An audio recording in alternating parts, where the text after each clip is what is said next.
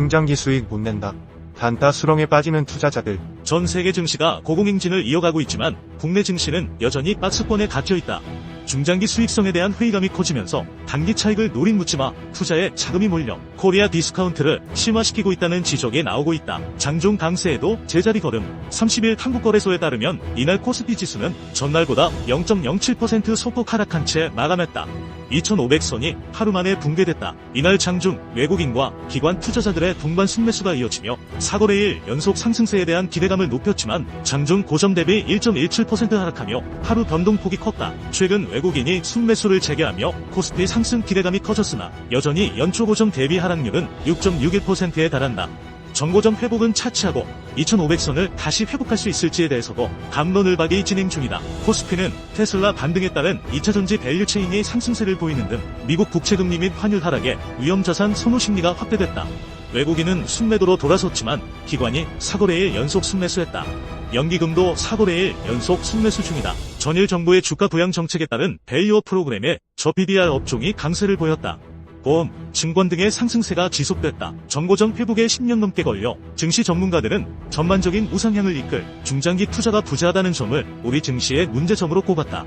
삼성전자, LG에너지솔루션 등 시가총액 상위 기업의 주가가 지지부진하고 새로운 모멘텀을 확보한 2차전지, 헬스케어 등의 업종도 꾸준한 우상향을 보이지 못하고 있기 때문이다. 신한투자증권 노동길 연구원은 코스피를 소비자 물가로 나눈 실질 지수는 우려처럼 횡보하는 박스권 상황이 펼쳐지고 있다고 진단했다. 그는 이어 지난 1995년, 2007년에 코스피에서 매수한 투자자라면 전고점 회복까지 각각 13년, 10년이 소요될 것이라며 실질 수익률 관점에서 코스피는 장기 투자 매력이 부재하다고 지적했다. 국내 증시는 지난 2010년 이후 주가 수익 비율, 장기 평균 관점에서 가장 부진한 상황에 처했다. 평균 PER은 10배로 전 세계 평균치 대비 32.7% 낮다. 신흥국 평균 대비로도 13.7% 할인된 상황이다. 제조업 비중이 높은 일본, 독일, 중국 대비로도 낮은 것이 현실이다. 노 연구원은 세계 주식시장 대비 한국의 상대 PER은 2005년 이후 평균 1표 중편차에 위치해 있다며 과거 대비 한국 주식시장 내 성장주의 비중이 늘었음에도 낮은 밸류에이션 문제는 바뀐 게 없는 상황이라고 말했다. 탈배된 정부, 효과 있을까? 정부는 지난 2022년부터 코리아 디스카운트 해소를 위해 다양한 정책을 제시해왔다. 이러한 기조는 올해도 이어지고 있다. 금융위원회는 1월 초공모펀드 경쟁력 제고를 위한 정책을 발표했고 지난 17일에는 윤석열 대통령이 민생 토론회에서 2025년 도입 예정이었던 금융투자 소득세 폐지, 개인종합자산관리계좌 비과세 범위 확대, 소액주주 권익보호 강화 등의 방침을 공개했다. 자본시장 연구원은 코리아 디스카운트의 가장 큰 원인은 주주 환원 정책과 재무적 특성 때문이라는 결과를 공개했다. 최근 보고서에서는 한국 주식시장이 디스카운트를 받고 있다는 지표로 PBR을 사용했다. 한국투자증권 염동찬 연구원은 정부는 주주 환원 정책의 필요성에 대해 지속적으로 언급하고 있는데 배당 확대보다는 자사주 매입과 소각을 유도하는 정책을 펼 가능성이 높다고 판단했다. 그는 코리아 디스카운트의 가장 큰 원인이 주주 환원 정책과 낮은 수익성 때문이라면 자사주 매입 및 소각은 두 가지 문제를 한 번에 해결해 줄 수 있기 때문이라고 덧붙였다. 글로벌 상장기술펀드 시장 13위권으로 도약한 미래에셋 자산운용이 글로벌 X 단일 브랜드로의 통합작업에 박차를 가한다. 2018년 미국 현지 운용사인 글로벌 X 인수 후 콜롬비아와 브라질, 호주에 이어 캐나다 자체 브랜드인 호라이즌스 에토스도 글로벌 X로 단일화하는 방안을 논의하고 있다. 31일 금융투자 업계에 따르면 미래에셋 자산운용은 캐나다 호라이즌스 에토스 사명을 글로벌 X로 변경하는 작업에 나섰다. 호라이즌스는 미래에셋 운용이 지난 2011년 해외 운용사 중 처음으로 인수한 곳이다. 미래에셋 운용은 지난해 말 기준 전 세계 14개 지역에서 575개의 ETF를 운용하고 있다. ETF 브랜드만 해도 한국은 타이거, 미국과 중국, 홍콩 등 10개 지역은 글로벌 X, 캐나다는 호라이즌 에토스, 인도 베트남은 미래에셋 등 4개다. ETF 운용사의 브랜드명은 상당히 중요한 의미를 지닌다.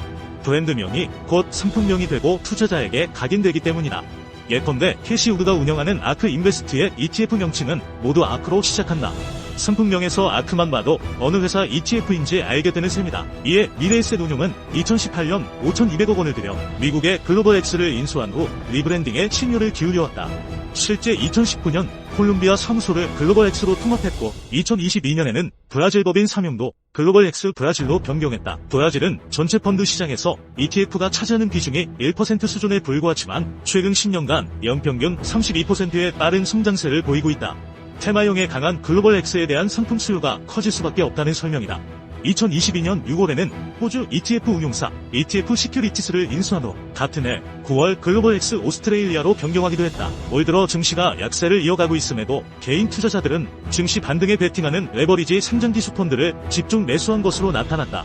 미국과 일본 등 글로벌 증시가 강세를 나타내고 있는 만큼 소외된 한국 증시도 저점을 지나 오를 것이라는 기대가 작용했다는 분석이다. 그러나 뉴욕 증시의 주요 지수가 사상 최고치를 쓰고 일본 증시도 사상 최고치를 눈앞에 두는 등 글로벌 증시의 상승세 온기가 좀처럼 국내 증시에는 전해지지 않고 있어 개인 투자자들의 이 같은 전략이 2월에도 통할지는 미지수다. 30일 마켓포인트에 따르면 올 들어 코스피 개인 투자자 순매수 상위 20개 종목 중 3개가 지수 상승에 베팅하는 ETF로 집계됐다. 개인들은 코덱스 레버리지를 6,534억 원어치 순매수했다. 코스피 200 지수가 상승할 때 수익을 2배로 내는 상품이다. 이 기간 개인이 순매수한 상품 2위다. 개인들은 코스피뿐 아니라 코스닥 상승에도 베팅했다. 코스닥 150 지수 상승 시 수익을 2배로 얻는 코덱스 코스닥 150 레버리지를 1,832억 원어치 사들였다. 해당 상품은 순매수 13위에 올랐다. 코스피 200 지수를 그대로 추종하는 코덱스 200에도 개인 자금 858억 원이 몰렸다. 개인들이 약세장에도 레버리지 상품을 쓸어 담는 이유는 증시가 저점을 지나고 있다는 판단이 작용했다는 분석이다.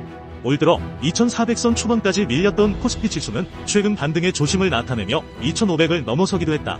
또한 연방공개시장위원회를 앞두고 미국의 금리 인하에 대한 기대도 다시 꿈틀거리고 있다. 이경민 대신증권연구원은 이번 주 1월 FOMC 회의 결과에 따라 통화정책 완화와 유동성 모멘텀 회복 개선 기대가 커질 수 있다고 말했다. 개인들이 올 들어 증시 하락을 예상하는 인버스 상품을 떼고 매답한 것도 이 같은 분석을 뒷받침한다. 올해 초부터 코스피에서 개인이 가장 많이 순매도한 종목은 코덱스 200 선물 인버스로 3,499억 원어치를 팔아치웠다. 코덱스 인버스는 743억 원, 코덱스 코스닥 150 선물 인버스는 675억 원 순매도하면서 각각 순매도 상위 11위와 18위에 올랐다. 그러나 이 같은 개인들의 기대와 달리 증시의 지속적인 상승세는 나타나지 않고 있다. 올해 첫 거래일 2,600을 넘어섰던 코스피 지수는 30일 기준 6.46% 내렸다.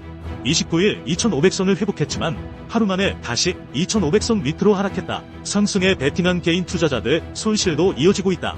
개인 순매수 2위 코덱스 레버리지 수익률은 코스피 하락률의 2배인 13.12%를 기록 중이다. 코덱스 코스닥 150 레버리지의 수익률은 18.01%, 코덱스 200은 6.58%를 기록하고 있다. 지수 상승에 베팅하는 개인 투자자들의 전략이 2월에는 통할지에 대해 증권가에서는 회의적인 시각을 내놓고 있다. 김수현 한화투자증권연구원은 1월 국내외 주식시장은 살 게 없었다고 요약할 수 있다며 2월에도 주식시장 여건이 1월과 크게 달라지지 않을 것이라고 내다봤다. 미국의 경제지표가 양호한 것으로 나타나며 미국의 조기금리 인하에 대한 기대는 사실상 사라졌고 국내 기업들의 4분기 실적 전망치는 하향세를 이어가고 있는 영향이 크다. 시장 관심이 중소형주로 옮겨가는 모습이 상승장 끝물을 예고한다는 시각도 있다. 국내 증시에선 인공지능과 결부된 중소형 종목들의 장기 성장 전망이 개선되면서 중소형주 확장에 집중하고 있다. 강대성 이완타증권연구원은 대형주에서 중소형주에서 각종 테마성으로 시장 관심이 쪼개지는 경우는 상승 추세의 종료 조짐이라며 미국 증시를 비롯한 글로벌 증시에 비해 코스피의 상대적인 부진이 지속되면서 투자 심리의 회복이 더디다고 진단했다. 2월에도 코스피가 연초 수준인 2,600선을 회복하진 못할 것이란 전망도 나온다.